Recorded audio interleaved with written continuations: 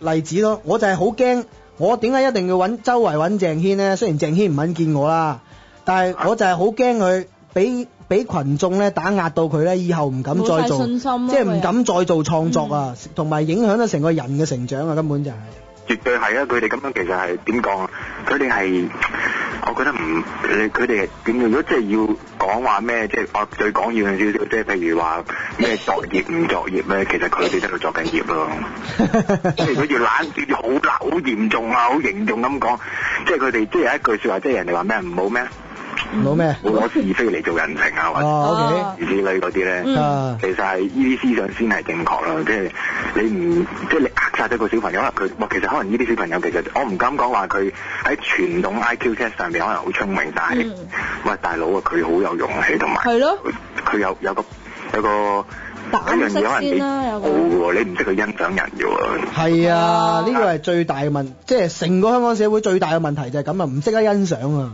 好多嘢都係都唔識欣賞，雖然可能有啲人會話我唔知你哋覺唔覺㗎？譬如可能即係你喺外國讀完書咁啦，咁啊會留意到外國人啦，普遍啊即係西人啊嚇，咁啊佢哋同我哋同年齡嘅話咧，可能會點講啊？俾人一種自我啲嘅感覺啊！係啊！啊呢個又係亦都有正話有原因嘅，即可能佢哋啲父母或者佢哋身邊幾萬個親戚都係即係通常都係讚美啦，我哋就會貶啦，多數會貶啦嚇。冇錯，完全係咁啊！即係譬如你平時做啱嘅嘢咧，父母係唔會讚噶嘛，佢覺得你係應份要做啱噶嘛。但係喺外國嘅社會，佢哋係會讚噶嘛，即係令到你成個人嘅自信心提高咗好多，令到你自己信咗自己啊嘛。咁你咪有自己嘅諗法咯。係啦，但係我雖然我又唔完全贊同太過自我膨脹啦。如果你太過自我膨脹，你就會聽唔到其他身邊朋友或者真係有心幫你、有心同你去進步嘅人嘅聲音。佢哋又未去到自我膨脹，但係佢哋會 voice out 咯。佢哋有啲咩諗法都會講出嚟，大家一齊討論咁樣咯。咁啊係幾好嘅，佢最好係咁一個平衡嘅發展啦。今次又講開有呢啲咩歌啊？其實我突然間即係我而家諗到就佢識得自己兜翻去個兜翻去個歌嗰個主題喎啊犀利喎小肥你自動波個兜過去嘅喎。我突然間諗到咧，我唔知你哋應該有聽啊，我相信你哋都咁啊如果你哋有即係無聊咁，譬如無聊撳下聽下歌上叫出咧，我記得即係有啲譬如 Radiohead 啊或者 Muse 有啲裏邊有啲歌都好有意思。呢個都好中意佢哋嘅喎。係啊，或者甚至乎即係點講？即係仲有啲其實香港有幾個歌星裏邊寫啲歌詞都幾好嘅，我覺得。例如咧？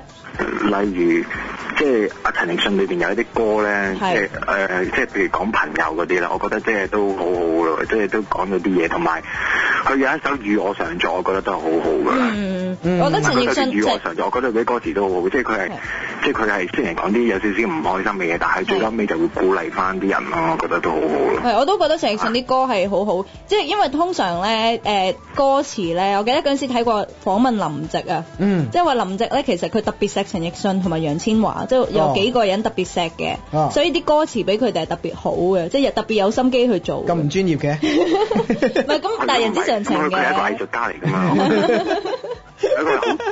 我覺得佢係點講？雖然大家即係雖然我知啊，佢其實咧可能始終玩藝術咧，佢真係好投入咧，玩到咧即係可能會有一個即係情緒有時好低落啊。係即係好似哥哥死咗，佢都好唔開心啦。我上網睇下嗰啲咁。但係佢呢種人咧，如果佢頂得順咧，佢寫出嚟嘅嘢咧，或者佢譬如或者一啲畫家或者嗰啲人嗰啲作品先係有靈魂咯，我覺得。即係佢放咗自己個心靈入去咯，係嘛？其實真係好睇得出嘅。即係點講啊？你有冇心去玩一首歌，或者有冇睇第二啲新嘅角度去做一樣事出嚟啦，或者創作咧，睇得出咯。睇唔出嗰啲，你要唔要都罷啦，啲觀眾係嘛？要唔要都罷。咁嚴重。好啊，咁啊，喂，多謝晒阿小肥電話喎。好。多謝晒你，有機會再打上嚟，我哋再傾過啊。多謝你支持我哋啊。Thank you。一定。Thank you，拜拜。拜拜。